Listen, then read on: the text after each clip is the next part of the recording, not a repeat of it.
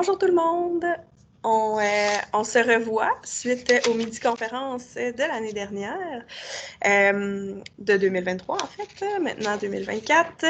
Je vous propose une nouvelle formule de midi-conférence qui va s'appeler maintenant TechFiz 2.0. Le métier de TechFiz a beaucoup changé dans les dernières années. Il a évolué. On a des portes qui se sont ouvertes, comme vous avez pu le remarquer là, dans les midi-conférences qu'on a faites dans l'autre année.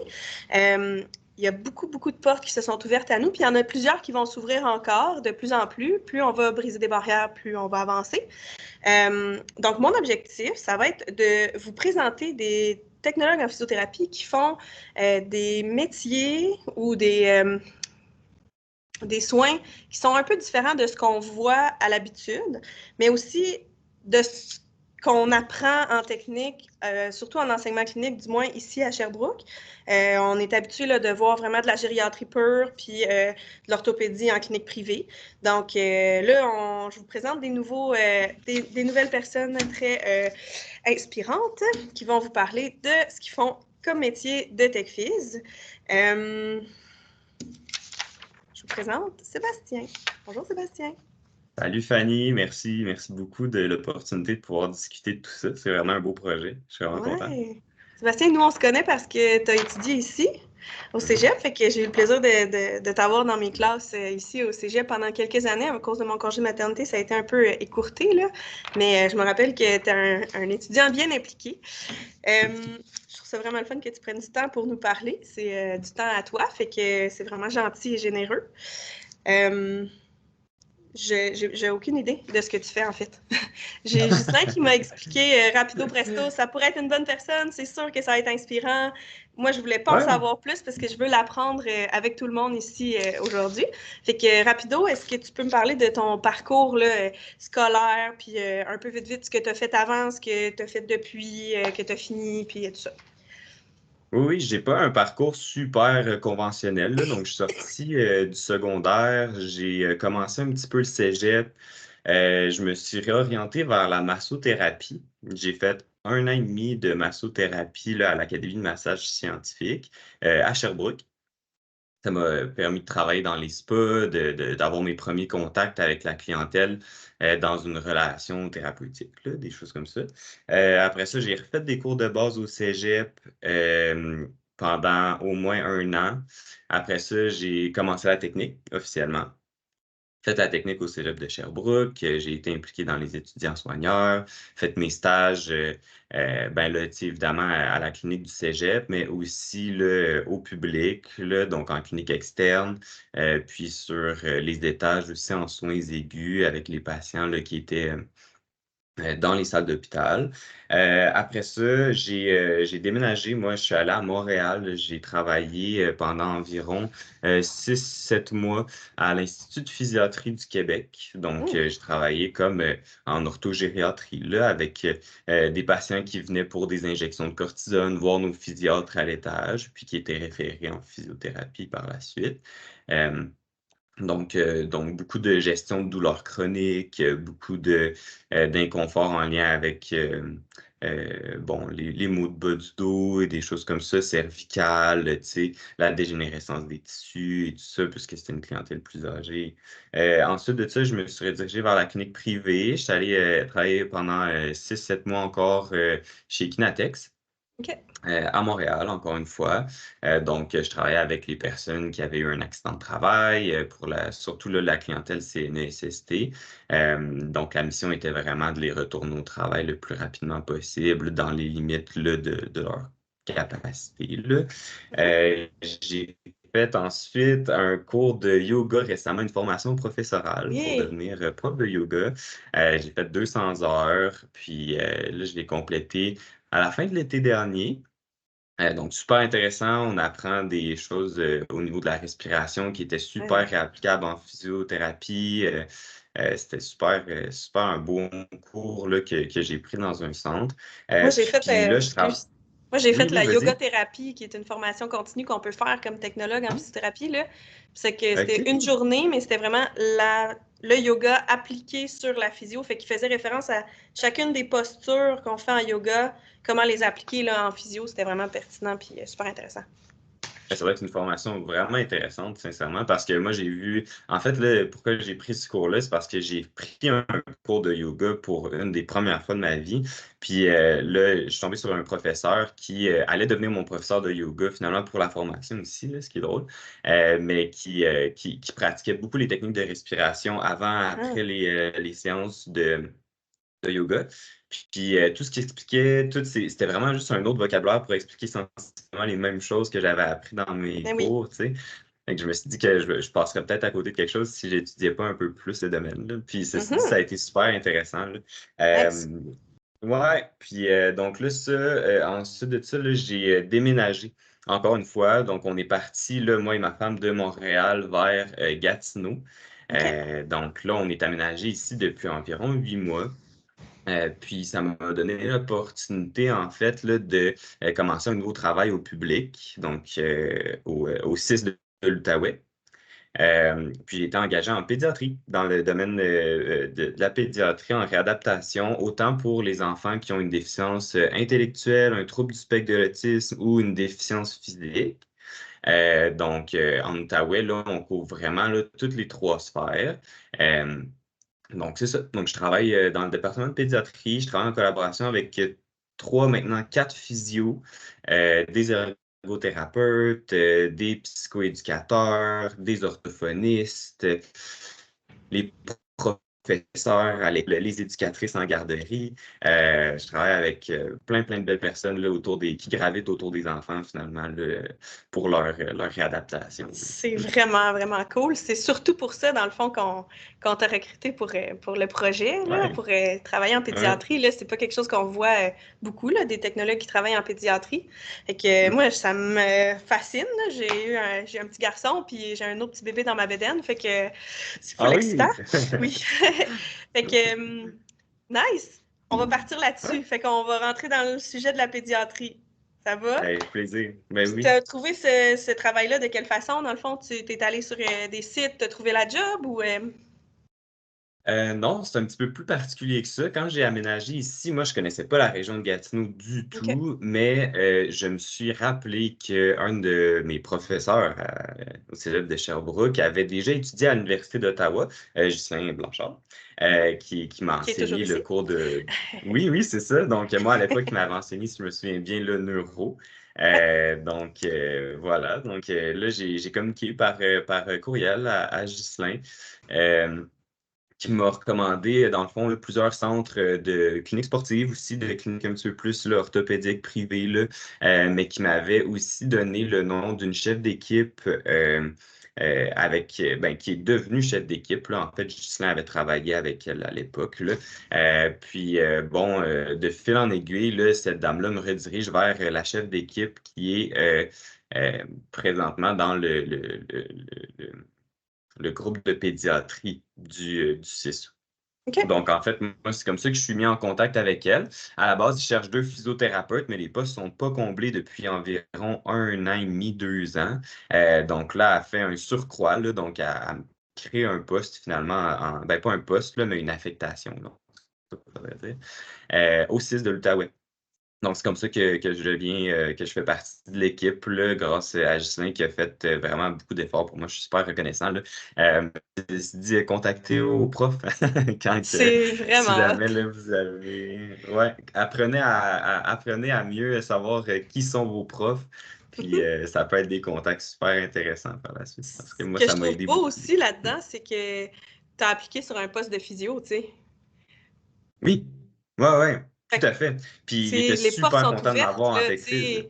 La Ouais, plupart du temps, ouais. ils savent pas, en tout cas, de ce que j'ai en tête, c'est qu'il y a beaucoup d'employeurs qui connaissent pas tu sais, nos capacités, puis qui savent pas, puis qui affichent pour des postes de physio, mais finalement, il y aurait des techfis qui pourraient faire amplement le travail, là, parce que clairement, tu dois pas te tourner les pouces, là. Fait que, Non, voilà. là-dessus. Non, Yes! puis c'est super intéressant parce que je communique avec la chef d'équipe qui est, tu sais, qui est travailleuse sociale de formation. Donc, elle connaît pas vraiment le milieu de la réadaptation. Mhm. Elle dit, je vais en parler à mon équipe, tu sais, en physiothérapie, qui était composée de 3 physiothérapeutes. Puis, je vais te revenir avec ça. Puis, ça prend à peine une semaine qu'elle me revient. Puis, elle dit, hey, toute l'équipe trouverait ça absolument pertinent d'avoir un technologue en physio. Tu sais, là, ils m'ont vanté un peu la profession. Ils diraient que ça serait super, super intéressant de t'avoir dans l'équipe. Donc, on te créerait là, Finalement, il vraiment. voulait autant Dans que le fond, toi. oui, c'est ça, exactement. Là. C'est hot. Donc, tout ça pour dire qu'on a définitivement une place là, pas mal partout où ce qu'on va. Ça vaut juste la peine, des fois, euh, d'être capable de parler à quelqu'un, finalement, je pense. Mm. Cool. Mm. Puis, mettons, quand tu travailles, c'est quoi en gros tes tâches? Qu'est-ce que tu fais comme. Ben, j'ai des suivis individuels. Donc, tu sais, que je vais soit à domicile ou au centre de réadaptation où je suis, là. Donc, j'ai mes suivis individuels qui, évidemment, ont été préalablement, là, tu sais, évalués par le physiothérapeute. Donc, là, tu sais, il faut s'assurer que tous les prérequis sont couverts. Mais, euh, tu sais, on voit beaucoup de catégorie 4, là, puisque c'est de la pédiatrie, souvent de la pédiatrie dans une clientèle, tu sais, neurologique. Tu Mhm. sais, c'est sûr qu'on traite toujours un peu la même chose, qui est comme le retard de développement là, Ouais. de l'enfant, mais tout dépendant la source, tu sais, ben là, ça peut être une catégorie 4 là. Donc, souvent travailler en catégorie 4, donc évidemment, tout avoir les préalables.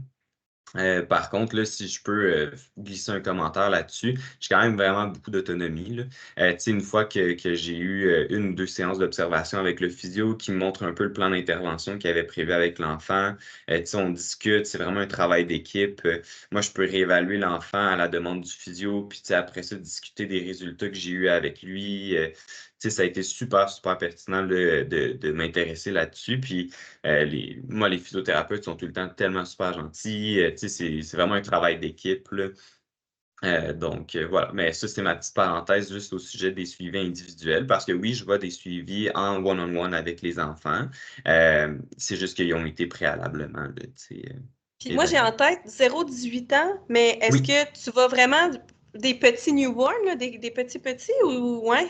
Ouais, ouais, en bas d'1 an, là, Ah ouais. ouais, j'ai beaucoup de. Là, présentement, dans mon caseload, là, j'ai comme 3 ou 4 enfants là, qui sont en bas d'1 an, parfois avec la trisomie 21, Ah parfois ouais. avec d'autres retards de développement, tu sais, en lien avec des diagnostics là, un petit peu particuliers en lien avec les chromosomes. Donc là, ça Ouais. appartient un peu plus au domaine de la génétique, mais ça affecte là, directement le développement de l'enfant, puis nous, on a beaucoup de choses à faire avec eux là, en Ça, physiothérapie. ça m'amène une petite sous-question.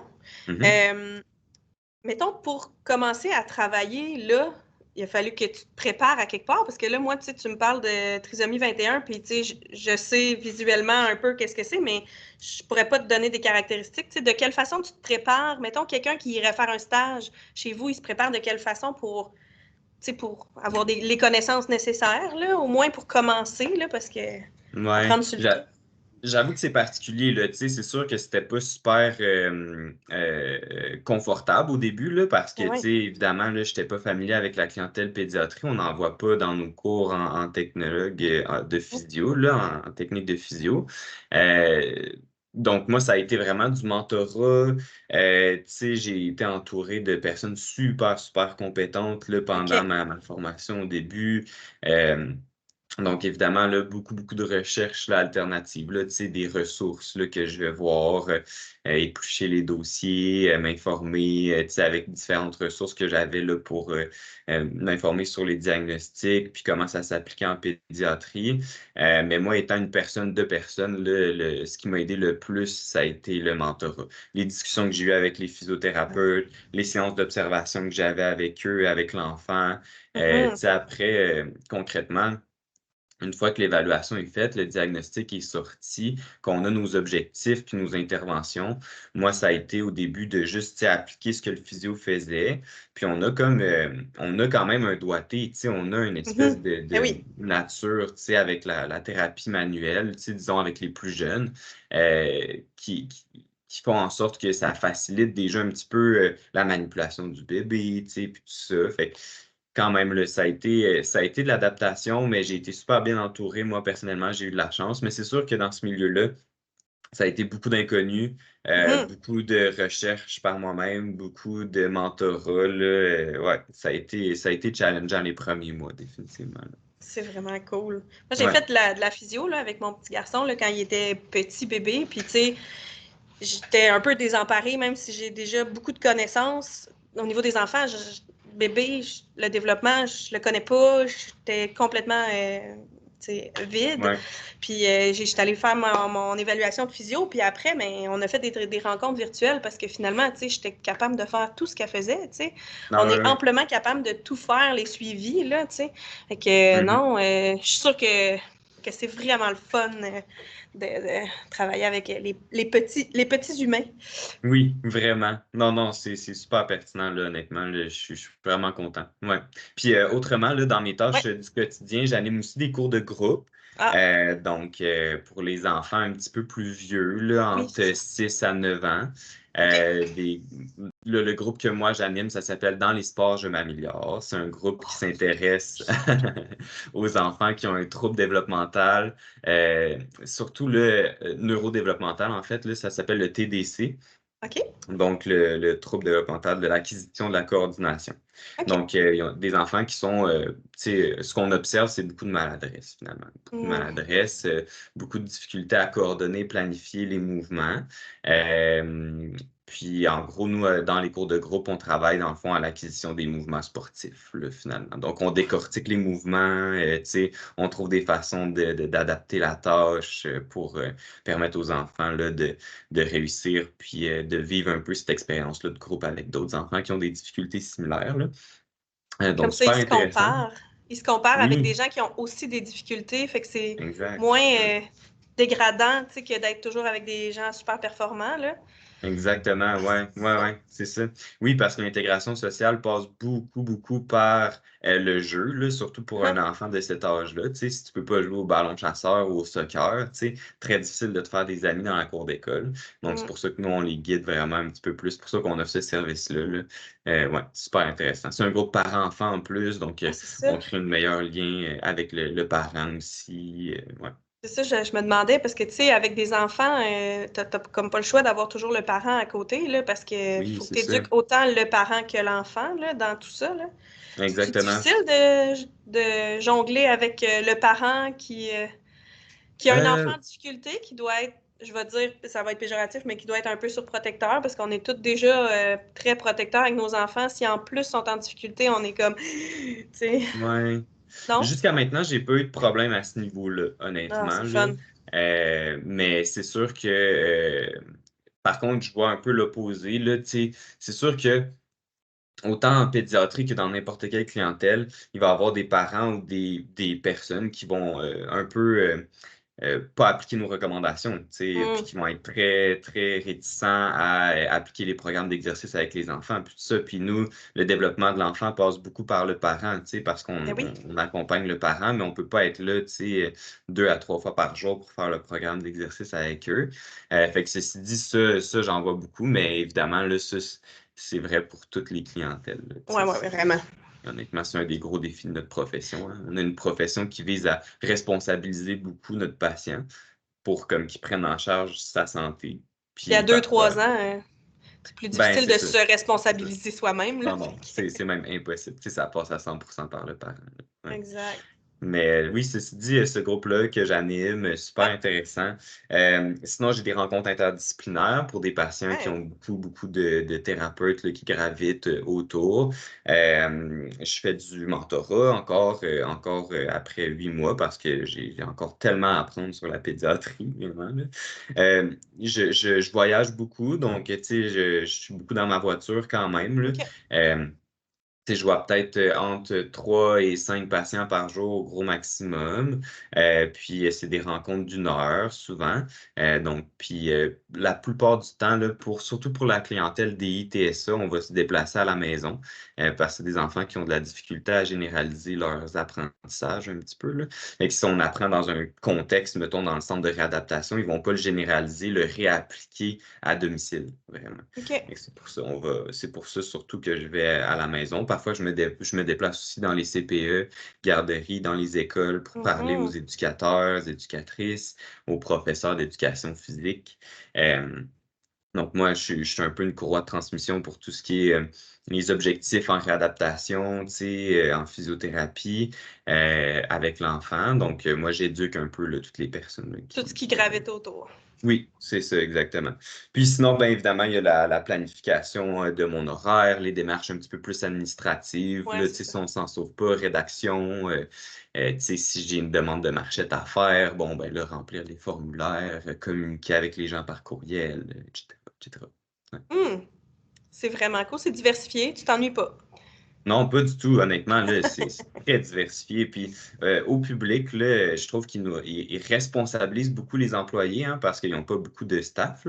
Là. Donc, il faut vraiment être capable de faire un peu de tout. Il faut être très polyvalent. Là. Nice. Ça prend beaucoup de skills de multitasking. Ah ouais, ouais, définitivement. Dans le fond, je vais faire juste une petite parenthèse. Là, dans les prochaines rencontres que je vais faire, je vais sensiblement poser les mêmes questions pour voir un peu comme ce qui va se passer avec les réponses de nos participants. Fait que moi, j'aimerais ça que tu nous racontes une belle réussite que tu as eue dans ton travail. Quelque chose là, qui Oui, est vraiment cool. oui, oui, oui. Ben, honnêtement, là, la plus grande réussite jusqu'à maintenant dans mon parcours professionnel, ça a été de développer ma polyvalence. Là, honnêtement, d'être capable de travailler en aussi peu de temps. Là, tu sais, ça fait à peine 2 ans que je suis sur le marché du travail, puis j'ai eu la Mhm, chance de travailler avec autant clientèle gériatrique, clientèle adulte pour mhm, les accidentés du travail, puis là, en pédiatrie, avec des diagnostics très, très variés, un gros éventail là, mhm. de diagnostics. Moi, je pense que ce qui me rend le plus fier, c'est d'être capable d'avoir le plus de connaissances sur le plus de sujets possible. C'est vraiment Fait que ça, cool. c'est vraiment un objectif que j'ai là en termes de profession, là, pour vraiment pour mon cheminement professionnel. Donc, ouais, d'avoir travaillé cette polyvalence-là, je suis assez fier, honnêtement, là, d'avoir été capable de travailler avec plusieurs clientèles, plusieurs diagnostics, d'être capable de me débrouiller un petit peu avec tout ça, puis d'apprendre beaucoup, beaucoup, là, vraiment, là, ouais, ça, je suis très fier. Là. Ça m'amène à ma prochaine question qui est plutôt dans les choses que tu aimes de ton travail. Fait que j'imagine que la polyvalence, ça doit faire partie des choses que tu aimes de ton travail. Là. Mais mettons, si tu devais me nommer deux choses que tu aimes de ton travail qui sont plus en lien avec vraiment ton rôle de TechFizz. Ouais, c'est ça. Ben là, c'est sûr que en parlant de mon rôle plus spécifiquement, hein, tu sais, je suis un peu obligé de le comparer à d'autres professions. Mhm, Mais si je parle de mon rôle de TechFiz en soi, là, en lien avec la pédiatrie, ce que j'apprécie, c'est que je vois beaucoup les enfants. Tu sais, mhm, je peux les voir 1 à 2 fois, même parfois par semaine, là, tu sais, comme dans mes suivis, versus le physiothérapeute qui, une fois l'avoir évalué, puis me l'avoir référé pour de l'intensité, disons. Là. Euh, Lui, il va peut-être le voir 1 fois par mois, 1 fois par 2 mois, quand moi je sens le besoin. Tu sais, quand il y a eu un développement finalement que mhm. j'observe, puis que j'ai besoin d'une réévaluation du physio, ben là, c'est à ce moment-là qu'il va se réintégrer comme dans le dossier. La fréquence là, de pouvoir voir, de créer ce lien-là avec les enfants, c'est vraiment spécial. Là, tu sais, on est presque. C'est ça, on est presque un éducateur, là, tu sais, là, on a un lien spécial avec l'enfant vraiment qui se crée, tu sais. Fait que ça rend ça vraiment intéressant, là. Euh, Sinon, évidemment, tu as parlé de polyvalence, c'est sûr que c'est super important pour moi, là, de pouvoir travailler avec toutes sortes de diagnostics. En pédiatrie, c'est très varié, surtout que là, depuis récemment, on travaille vraiment avec autant les déficiences intellectuelles que les déficiences physiques, là. Mhm. Donc, vraiment, vraiment intéressant pour moi. Là. Mais quand tu dis que tu travailles avec les déficiences intellectuelles, est-ce que tu travailles avec un patient qui a une déficience intellectuelle, mais tu vas travailler quand même sur son côté moteur. Tu ne vas pas travailler sur sa déficience intellectuelle. Non, non, pas du Ça. tout. Dans le fond, OK, nous, OK. ce qu'on fait, c'est qu'on contourne un peu la déficience intellectuelle. On essaie de trouver des façons que l'enfant se développe normalement, malgré ses défis au niveau cognitif, là. Donc, tu sais, nous, on travaille tout le temps en physiothérapie avec les enfants sur les retards de développement. Fait que ça peut être un retard de développement moteur, de retard de développement global, là, donc Ouais. qui est vraiment autant physique qu'intellectuel. Mais nos objectifs, nos milestones sont toujours tu sais, de pouvoir faire les roulades, marcher à quatre pattes, se lever debout, faire la marche debout, monter les escaliers de façon sécuritaire, pouvoir ramper. Tu sais, c'est tout, dans le fond, là, les étapes de développement là, d'un enfant qu'on essaie de pouvoir avoir dans les temps qui sont typiques, mettons. OK. Ouais. C'est vraiment Donc, cool. Ça, c'est avec ouais, les c'est plus ça. petits, mettons. Parfois, oui, parfois non. Je dirais que, tu sais, on a des groupes aussi, le type de vélo, par exemple, là, puis il y OK. a des enfants qui sont vraiment plus âgés, qui ont de la difficulté à faire du vélo à deux roues, mais ce qui les limite, c'est parfois euh, euh, un retard moteur, mais qui est justifié par un retard intellectuel, finalement. C'est ça. Fait Ils ont de la ouais. difficulté à comprendre comment retrouver l'équilibre, j'imagine. Puis là, ben, toi, Oui, tu rentres en compte pour les aider à se centrer. Ah, c'est beau. C'est c'est ça. vraiment cool. Ouais, ouais, ouais. À l'opposé, est-ce qu'il y a des choses que tu trouves plus. Des choses que tu aimes moins de ton travail, de ton rôle? Ouais, j'ai rapidement comme ça, je pense que ce que j'apprécie peut-être un petit peu moins du fait d'être technologue en physio, là, c'est de devoir souvent expliquer ma profession. C'est pour C'est ça qu'on comme fait tout. ça. Ah ouais, c'est ça, exactement. Ben oui, c'est ça. Puis c'est une réalité, là, tu sais, dans les trois emplois que j'ai eus jusqu'à maintenant, même dans mes stages, là, ça a toujours été une réalité de devoir expliquer la profession. C'est jamais une position super intéressante à être quand que tu es le professionnel, tu sais, puis que tu expliques ta propre profession à quelqu'un, surtout à ton patient, parce Mhm. que là, évidemment, tu veux utiliser les bons mots, tu veux pouvoir pas trop simplifier, mais tu veux aussi expliquer quand même assez en profondeur pour qu'il comprenne ton rôle puis ce qu'on va faire avec lui dans le traitement. Tu sais, tu veux pas miner la relation thérapeutique, tu Mais veux pas non, qu'il... Parce que, tu sais, la parfois les confiance. associations sont rapides, hein, tu sais, donc Ouais. là, technologue versus physio, tout de suite, il y a une relation de pouvoir qui s'installe, tout de suite, le patient, il peut être un peu moins certain, tu sais, juger de notre compétence. Donc, c'est sûr qu'il y a toujours cet aspect-là qui est un petit peu moins plaisante, là, qui est surtout tout le temps au début du traitement, qu'il faut comme un peu introduire les gens à notre profession, puis parfois même d'autres professionnels à notre Ah, ben profession, là, oui. parce qu'il y a certains ergothérapeutes ou même des physios qui n'ont pas eu les cours, tu sais, les physios qui sont un petit peu plus d'une génération un petit peu plus loin, là, ils n'ont pas eu des cours là, sur la technique, tu sais, sur qu'est-ce qu'on est, nous, en tant que technologue en physio. Donc, c'est d'expliquer, ouais, c'est ça. Ça, c'est un petit peu plus ardu. Je comprends. En fait, tu sais, ça fait partie de la méconnaissance générale aussi, là, parce que, tu sais, en général, il n'y a pas tant de monde que ça qu'on leur présente le nom de tous les professionnels, là, ergo, physio, ostéo, masso, kiné, puis toutes les professions, puis qui ont dit lequel tu vas voir pour quel problème.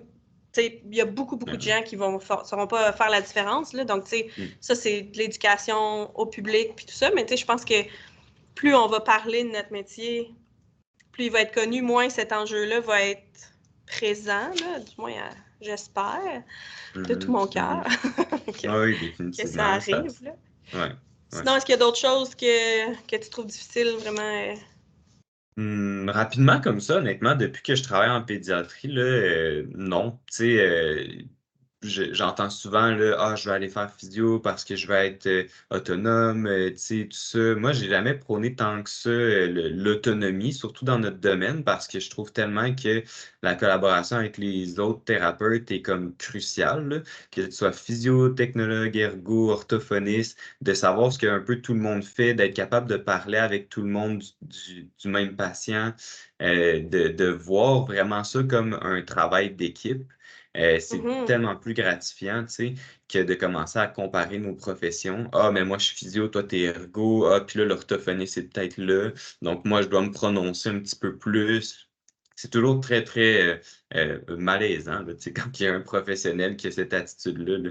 Donc, de tout se voir comme étant égal, de tout se voir comme étant capable de Pertinent. traiter l'enfant, oui, puis pertinent dans le dossier, tu sais. Je pense que c'est vraiment l'essence, là, moi, qui fait en sorte que j'ai jamais eu de dynamique qui est vraiment déplaisante, là, tu sais, en lien avec ça, là. C'est Fait que, merveilleux. ouais. Moi, je trouve toi aussi que, tu sais, on dirait que si j'étais toute seule tout le temps, je m'ennuierais, premièrement, à être trop autonome parce que j'ai besoin des autres autour de moi. Puis j'aime ça aussi, les gens qui me challenge aussi intellectuellement dans mon travail. Tu sais, quelqu'un qui t'amène des notions que tu te dis, hey, moi, je vois ça, mais finalement, tu sais, il y a d'autres affaires. Tu sais, fait que le travail d'équipe, c'est vraiment le fun. Sur ça, si je peux ajouter en plus les commentaires que j'ai vraiment de beaucoup, beaucoup de physio avec qui je travaille, autant en clinique privée que là, au public là, avec l'équipe en pédiatrie, c'est que les physios, souvent, ils vont avoir une façon de faire, puis ils vont pas nécessairement discuter avec les autres. Tu sais, ils vont faire leurs affaires de leur côté, ils vont prendre tu sais, leur chemin, leur raisonnement thérapeutique, puis ils vont se créer comme un monde thérapeutique à eux, si on veut. Mhm. Puis là, ce qui arrive depuis que je suis dans l'équipe, en fait, c'est que les physiothérapeutes, ils me remercient comme de faire le pont entre leurs différentes professions, tu sais. Parce que là, moi, finalement, je travaille en collaboration avec les trois. Donc, veux pas, moi, il y a des situations où ce que je fais comme, ah, ben tiens, l'autre physio faisait pas ça, lui, il fait telle affaire. Puis là, le physio, ben, tu sais, ça Grande développe un peu ouverture. sa connaissance. Ah, ouais, OK, elle a fait ça. Tu sais, ah, ben, dans ce cas-là, moi, je pourrais peut-être faire ça aussi. Tu sais, donc, de créer ce pont-là, on dirait que ça a créé comme une nouvelle dynamique dans l'équipe. Puis, toutes les physios apprécient ça là, énormément. Là, tu sais, Ah, donc, d'être capable. Puis, tu sais, c'était vrai aussi au privé parce que je travaillais encore une fois avec plein de physios différents qui avaient toutes des techniques, des formations différentes. Fait que moi, j'apprenais un peu tout ce beau monde-là. Tu sais, j'avais mhm. comme plein de mentors là, tu sais, qui pouvaient m'apprendre sur leurs cours qu'ils avaient pris. Fait que moi, j'ai trouvé ça super intéressant. Là. Ouais. C'est vraiment cool. Mm. J'ai deux dernières questions. J'aimerais ça Allons-y. que tu nous racontes une histoire cocasse ou challengeante ou quelque chose qui est vraiment spécifique avec la pédiatrie pour toi. Ça peut être un patient X que tu nous racontes un peu son histoire, ton histoire par rapport à dans le dossier, tout ça. Ben, honnêtement, c'est challengeante, oui, j'en ai eu là, récemment, surtout. Tu sais, c'était pas un suivi que moi, ben, que j'ai suivi quelques traitements seulement, mais on a appris hein, qu'il a décédé, en fait, là, récemment. Ah, Fait que ouais, c'est une wow. réalité que je m'attendais pas vraiment à vivre en tant que technologue en physio, là. Puis je l'ai vécu aussi quand j'ai travaillé quelques mois en gériatrie. C'est tout le temps vraiment particulier, c'est tout le temps vraiment assez chargé, là, tu sais, quand il y a ça qui se passe. Puis, tu sais, en pédiatrie, c'est des enfants qui sont parfois, tu sais, multi-handicapés, tu sais, Mhm. qui ont beaucoup d'autres troubles là, de la santé, autres que leur retard moteur, tu sais, sur lesquels on travaille en physio. Donc, oui, challengeante, là, ça, définitivement, tu sais, de perdre un patient de cette façon-là, c'est quand même particulier, ouais. Puis un patient jeune. Oui, Tu c'est sais, ça, quand hein? on a un patient de 95 ans qui était déjà en très grande perte d'autonomie, tu te dis, ben, c'est ça. Mais là, un patient qui est jeune, Mhm, mhm. malgré le fait qu'il avait probablement pas une espérance de vie qui était hyper, tu Ouais, sais, longue, c'est quand même difficile. Ça doit être épouvantable.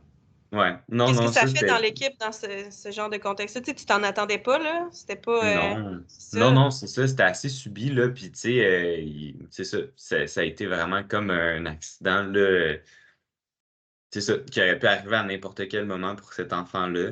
Ben, tu sais, je sais qu'il y a des physios, là, qui vont même jusqu'à aller aux funérailles parfois, parce qu'ils ont vraiment Ouais, hein. développé, tu sais, ce lien-là avec l'enfant, Avec les tu sais, parents aussi. avec les parents, définitivement. Tu sais, c'est des Mhm, enfants que certains physios ils peuvent suivre, là, tu sais, on and off, là, mais pendant, tu sais, une dizaine d'années presque, là, tu sais, ils les suivent mhm, vraiment, là, tout le long de leur cheminement, là, jusqu'à temps qu'ils aient leurs 18 ans. Donc, oui, d'apprendre ces choses-là, c'est surprenant. mhm. C'est pas quelque chose que je pensais vivre au travail, tu sais, que je pensais comme être confronté au travail.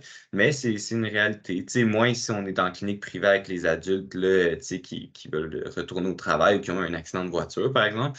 Mais un petit peu plus quand on travaille au public, pardon, là, donc soit en gériatrie, tu sais, ben là, évidemment, en CHSLD, mais comme tu sais, d'autres milieux aussi, comme la pédiatrie. Ouais, Ah, on en voit aussi. j'imagine, tu sais, en milieu hospitalier et tout ça, tu sais, ça arrive aussi, là, fait que... Mm.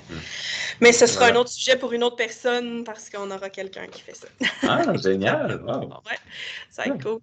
Euh, pour finir, ben, est-ce que tu avais d'autres choses que tu avais envie de nous jaser par rapport à ton travail? Je pense qu'on a bien fait le Ben, tour, là, mais... oui, oui, définitivement. Moi, je pense que ça fait le tour en tout cas, de mon quotidien, là, puis de ce que je Mhm. fais avec les enfants en pédiatrie. Donc, ouais, c'est pas mal ce Est-ce que que ça j'avais à te donne dire. le goût d'avoir des enfants ou ça te fait peur? Moi, j'avais déjà envie d'avoir des enfants. Fait que, tu sais, j'étais pas dur à convaincre à ce niveau-là, ben, là. Mais oui, définitivement, c'est vraiment charmant, de travailler avec les enfants. C'est vraiment une chance, hein, parce que c'est vraiment pas commun comme champ d'expertise, là, en tant que technologue en physio. Moi, quand j'ai eu l'opportunité, j'ai sauté dessus, là. Vraiment, c'est super de pouvoir travailler en pédiatrie. C'est l'avantage aussi de s'éloigner des grands centres, je pense, là. Mhm. Donc, moi, je pense que c'est comme ça que ça a ouvert un peu la porte, là, parce que les grands centres, tu sais, souvent, c'est très spécialisé. Ils ont souvent beaucoup plus de volume, tu sais, en termes Mhm. d'employés, plus compétitifs un petit peu. Euh, Fait que moi, d'avoir pu m'éloigner, là, ça l'a permis ça. Là, je suis vraiment, vraiment content. Oui. C'est hot. Mais tu sais, ça peut aussi. Je voyais juste comme l'autre côté que, tu sais, là, tu vois aussi des enfants qui ont des difficultés, des enfants malades. Tout ça, ça peut aussi être comme. Tu sais, OK, ça peut être dur aussi, là. Fait Ouais, que. définitivement. Non, non, c'est vrai que cette composante-là est quand même à prendre en compte, mais tu sais, je reste une personne optimiste, je Ben pense. oui, c'est correct. Garde ça. Ouais. C'est super le fun. Puis si tu avais un ou deux conseils à donner à nos futurs thérapeutes qui veulent travailler en pédiatrie, ça serait quoi? Définitivement de rester curieux là, puis de ne pas Mhm. avoir peur de sauter sur des opportunités comme ça, même si on sait que ça va nous sortir vraiment de notre zone de confort, là. Étant quelqu'un qui prône beaucoup la polyvalence, encore une fois, là, je pense que c'est super pertinent de rester curieux puis rester informé aussi. Tu sais, moi, aussitôt que j'ai eu l'opportunité de travailler en pédiatrie, euh, je me suis abonné à plein de pages Instagram, tu sais, pour des jeux avec des enfants, tu sais, des physiothérapeutes. Il y a toujours plein de ressources autres que les données probantes, là, puis les recherches scientifiques qui peuvent être super comme Lourde? difficiles, là, ouais, très lourdes à lire, là. Il y a on est rendu avec beaucoup de supports, là, tu sais, des chaînes YouTube, des pages Instagram de physiothérapeutes qui sont experts là, en pédiatrie. Donc, moi, j'ai, tu sais, fouillé honnêtement, tu sais, puis ça a l'avantage, tu sais, que c'est facile, c'est très accessible comme information. Puis souvent, ils redirigent vers des sources, tu sais, qui sont plus scientifiques, plus élaborées un peu, si on est plus curieux sur certains sujets, là. Ceci dit, rester informé de cette façon-là, moi, ça m'a aidé beaucoup. Puis sinon, rester curieux, pas avoir peur de relever des petits défis de ce genre-là. Là. Peut-être aussi pas avoir peur d'essayer d'ouvrir des portes qui sont pas nécessairement ouvertes, là. Tu sais, Ouais. comme on disait que c'était pas nécessairement un poste de TechFizz qui était affiché pour toi, puis finalement, tu Mm. sais, ben, t'as eu une belle plug, là. Merci, Ghislain, très Ouais. gentil. On aime Ouais. beaucoup Ouais. ici à Sherbrooke, mais Oui, oui, oui. pour les autres cégeps qui vont écouter là, la rencontre, ils le connaissent pas, mais tu sais, c'est vrai que de communiquer avec vos contacts pour avoir des jobs, puis tu sais, c'est pas juste des contacts TechFizz, vous avez des contacts physio aussi, puis dans vos stages, dans vos enseignements cliniques, vous rencontrez des gens, puis tous ces gens-là, c'est bon de garder contact après. Puis avec les réseaux sociaux, on est tellement rapidement en contact avec les gens là, que garder dans Ah ses oui. petites poches les bons contacts pour avoir des travaux qui nous attirent puis qui nous font challenger, Oui, oui, vivre des vraiment le émotions. réseautage. Le réseautage, ça commence à l'école, là, vraiment, ça commence maintenant, là, les professeurs, toutes les personnes qui travaillent dans les cliniques, tu sais, souvent les professeurs, en plus, ils pratiquent encore, tu sais, où ils ont eu Mhm. beaucoup, beaucoup d'expérience dans le passé, là. C'est vraiment des bonnes personnes, là, pour s'orienter, là, dans le milieu du travail par la suite, si jamais on a besoin d'aide, là. En tout cas, moi, j'ai découvert un petit peu, là, sur le tas, là, mais ouais, Mhm. définitivement. T'as osé, félicitations.